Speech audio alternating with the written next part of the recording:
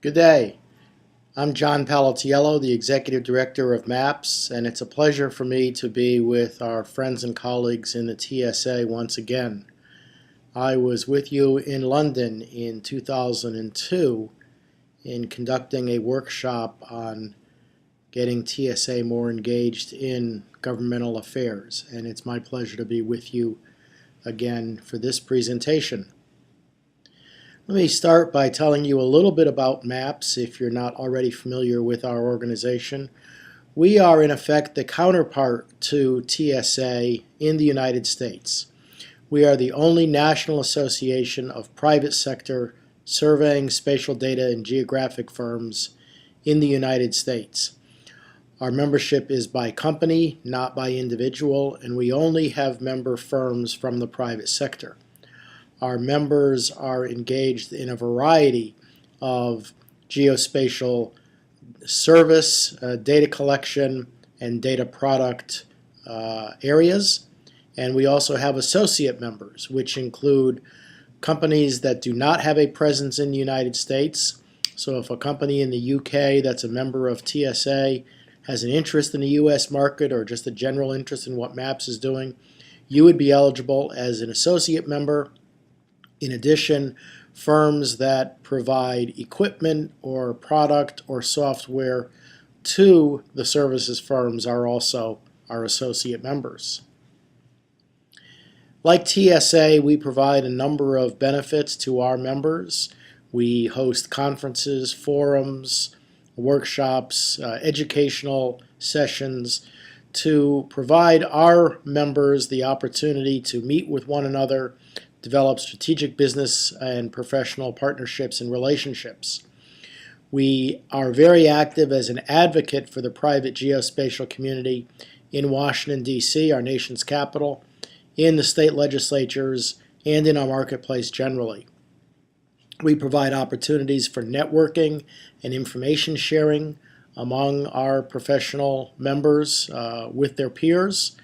We are a source of news and information about the market and the community, and we provide education to our member firm principals through courses, sessions, and classes that are really focused on the business of mapping and GIS and geospatial services and the level of technology that a principal or owner needs. It's not so much how to push the buttons on a piece of equipment, but what will the equipment do? How can you make money with it? How can you bring it into the marketplace as part of your firm? So I've been asked to take a few minutes today and discuss the opportunities and challenges facing firms interested in operating unmanned aerial vehicles, or UAVs, in the United States. These systems and platforms are also known as unmanned aerial systems, or UASs, or sometimes called drones, and that tends to be more of a negative and derisive term for these aerial platforms. So a little bit of background. The U.S. Congress and our 50 state legislatures are increasingly attempting to regulate UAVs and aerial imagery in order to protect individual citizen privacy. Now, why is that important in the United States? In our country, under the Constitution, every citizen has the right to their home, to their papers, to their personal possessions, and there's a constitutional protection against an unwarranted search or seizure of your property by the government. What that means is before the government can enter your property, search your property, they have to get a warrant from a court. The government has to present to the court a petition with probable cause that you are engaged in a illegal activity and get a warrant from the court before your property can be searched. That is well-established law and constitutional principle in the United States with regard to a physical entry to your property. In recent years, that has become much more of an issue with regard to electronic surveillance or searching what you're doing remotely. And now with UAVs, the opportunity to engage in surveillance of a citizen remotely from a UAV is greater. And so the reason why there's legislation is to protect that fundamental constitutional right with regard to surveillance by UAVs. Now, there is a body of law that these UAV legislative proposals are being introduced, a framework in which they're being introduced. First of all, in the United States, the individual states cannot regulate the airspace. The airspace is owned and operated by the national government, and it is in federal law that the airspace of the country is the sovereign airspace of the U.S. government. The United States has also long been a signatory to an international open skies treaty that permits aerial observation using certain sensors on unarmed fixed-wing aircraft. That treaty actually establishes a program of unarmed aerial surveillance over the entire territory of its participating countries. The current treaty was negotiated in the 1990s, became effective, I believe, in 2002. There are 34 nation states that are signatories to the treaty, not only the United States, but the UK is one of those 34. We had a case that went before the Supreme Court of the United States in 1986 that challenged and questioned the issue of whether the taking of aerial photography is an unwarranted search of one's property. The case is Dow Chemical versus the United States. In that case, the Environmental Protection Agency, or EPA, was suspicious of the Dow Chemical Company possibly violating one of our environmental laws providing for clean air. But the EPA did not have probable cause or enough information and evidence to actually go on the property and inspect the factory. So what they did was they employed a commercial aerial photography photogrammetry firm using a standard precision aerial mapping camera to take photos of the facility from various altitudes, all of which were lawful and within lawful navigable airspace. The Dow Chemical Company took EPA to court and argued that EPA taking aerial photographs without a court warrant, that was an unlawful search prohibited by the Fourth Amendment to our Constitution because the court warrant was not obtained. EPA was not employing some unique sensory device that's not readily available to the public, but rather it was employing a conventional, albeit precise, commercial camera commonly used in map making. And it's a service through firms like those in the TSA, firms that are members of MAPPS, that anyone can hire you and collect that imagery. That was one of the issues in the case.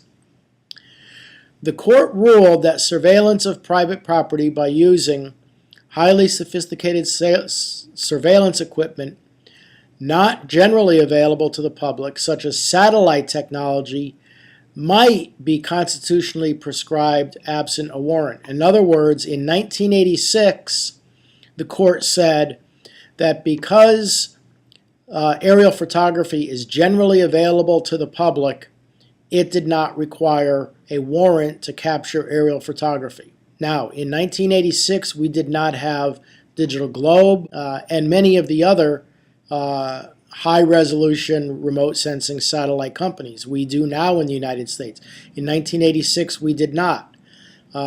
So, if this same type of case with regard to satellite imagery came before the court today, it would be an interesting discussion given how readily available even satellite technology is now. Well, what got things started with UAVs in the United States was the enactment of national legislation last year in 2012.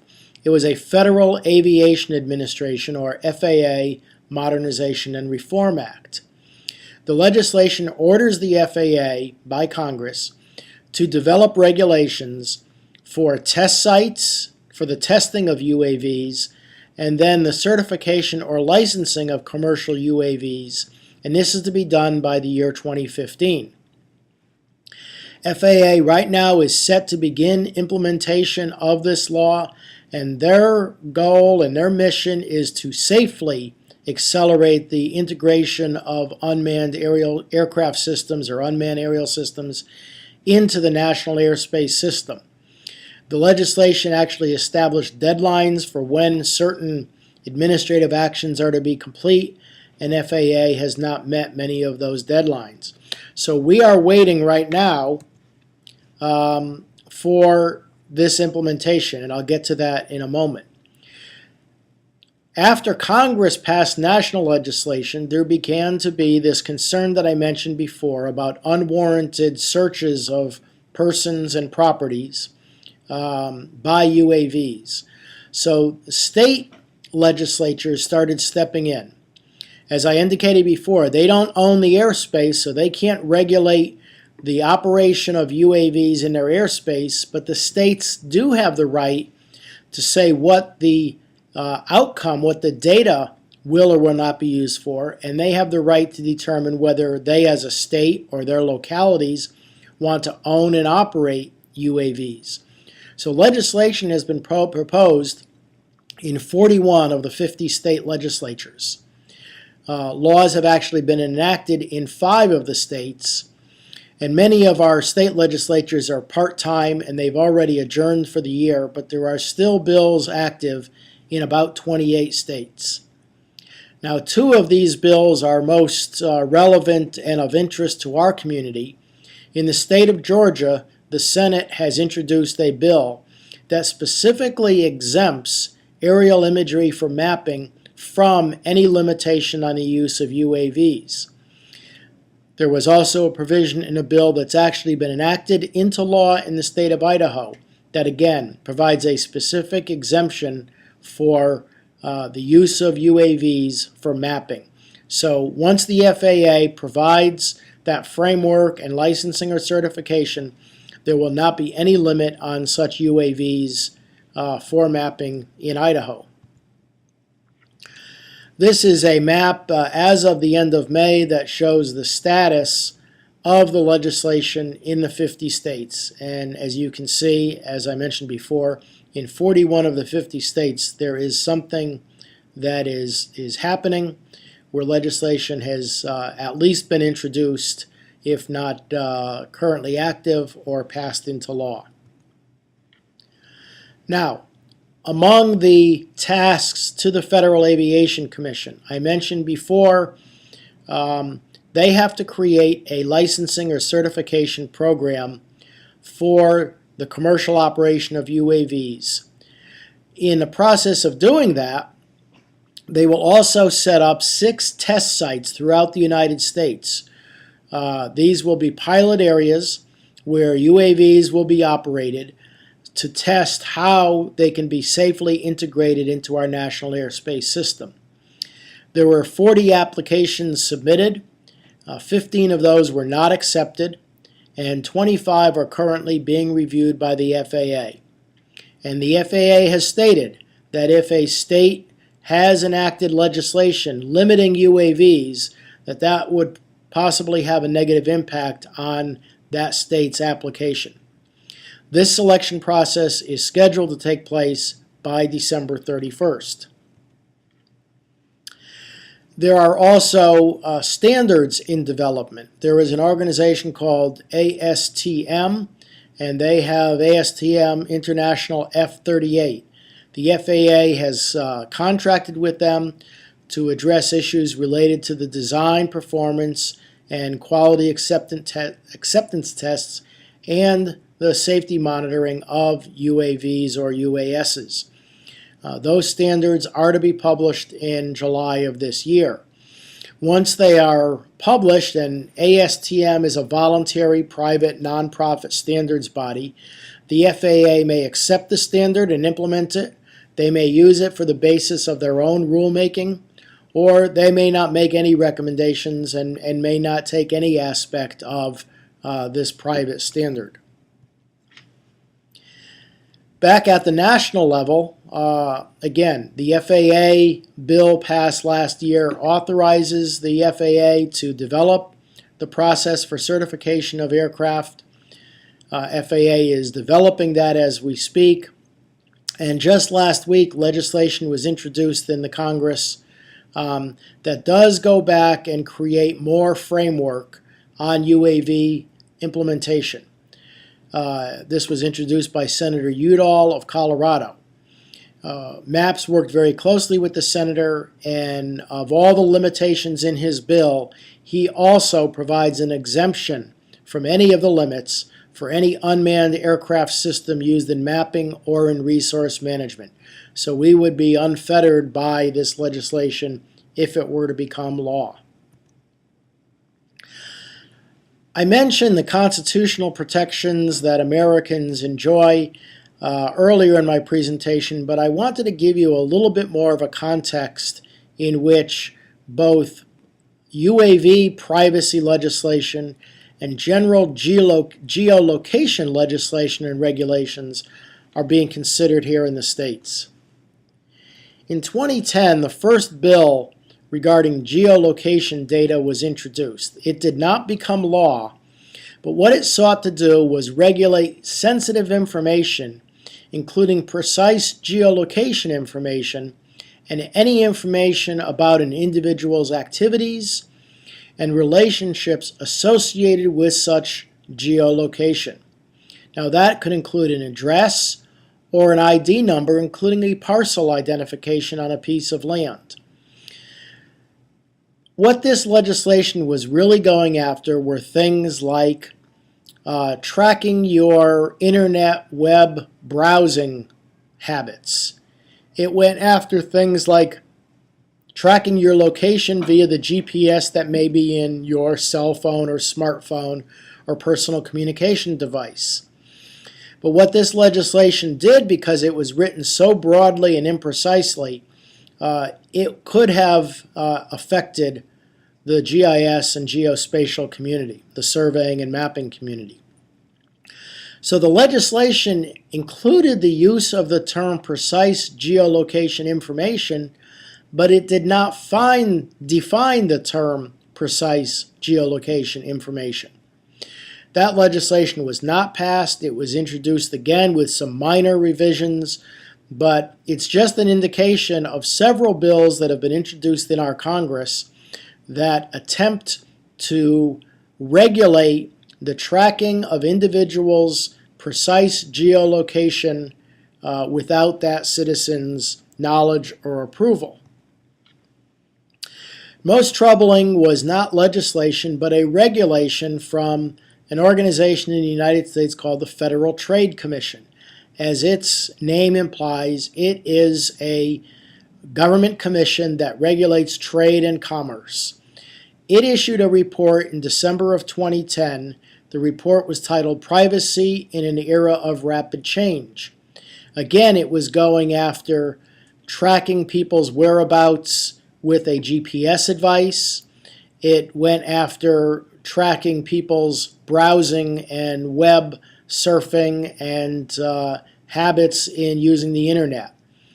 Like the legislation I mentioned before, this also called for the limitation on the collection, storage, or use of precise geolocation data.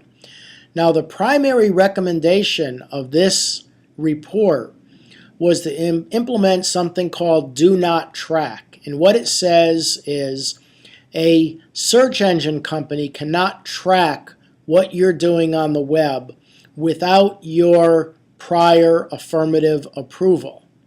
But again, this was written so broadly, it would also include mapping and surveying and other similar activities in our field that include the collection, storage, or use of precise geolocation data. Now, the Federal Trade Commission, when they issued their report, they thought the most controversial issue was the Do Not Track proposal. but they got more comments on the geolocation issue than any other. We thought they heard us, and we thought their final report was going to adequately address this issue and exempt what the surveying and mapping community does every day and has for decades. However, they issued their final report in March of last year, and it did not adequately exempt or protect our community. In a footnote of a rather extensive report, they made only one provision with regard to precise geolocation data. And in one footnote it said, with respect to the use of geolocation data for mapping, surveying, or similar purposes, if data cannot reasonably be linked to a specific consumer, computer, or device, a company collecting or using the data would not need to seek the consumer choice mechanism. Similarly, if a company takes reasonable measures to de-identify smart grid data and takes the other steps outlined in this report, the company would not be obligated to obtain consent before collecting or using the data. Well, what does this all mean? What it means is if you are collecting data in a surveying or mapping type of environment and application, you could collect the data that could be linked to a specific consumer, to a specific computer, or to a device. A parcel ID or an address is a link to a specific consumer. What they were suggesting is that if a firm does collect, store, or use data, they would have to get the consumer's prior approval. Well, think about if you're doing topographic mapping or parcel mapping with and you have an address file or a parcel overlay, a cadastral type of map, where you're identifying a consumer's home and their property. And this is for a large cadastral or GIS parcel-based system. You would have to go to every consumer and get their approval before collecting the information. If you didn't get a consumer's approval, you'd have to redact their parcel from the GIS.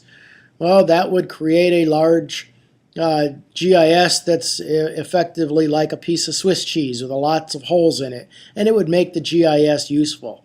So our view is this is impossible, in fact, impractical to comply with. That getting the affirmative express or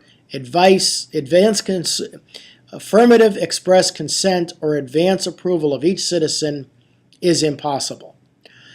So MAPPS, ASPRS, other organizations, we have a coalition called the Coalition of Geospatial Organizations, or COGO. We collectively sent a letter to the Federal Trade Commission last year expressing our unanimous concern of all 14 national geospatial organizations that the final FTC report did not adequately exempt the geospatial profession.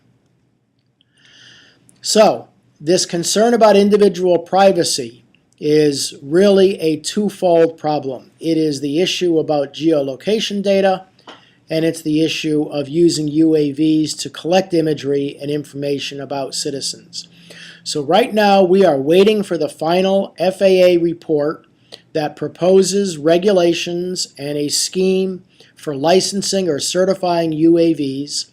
Our members are attending workshops and seminars, becoming educated not only about the vehicles that may become available once the certification process is in place, but the cameras and sensors that may go on those vehicles, and the applications and uses for geospatial firms, so that firms can use, in addition to satellite imagery, in addition to aerial, manned aircraft collection, they'll be able to use UAVs for collection of imagery and data from a UAV for mapping and GIS.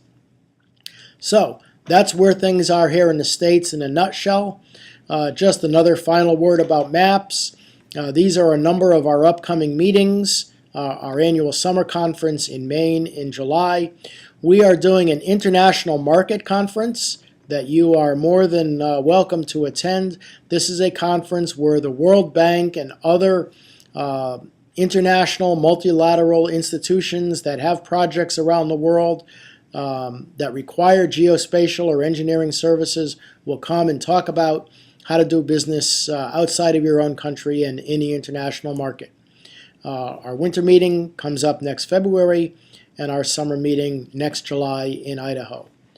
So, with that, with our economy being the way it is here in the States these days, we like to say that in an economy where you're counting every dollar, it's good to know you can count on MAPPS.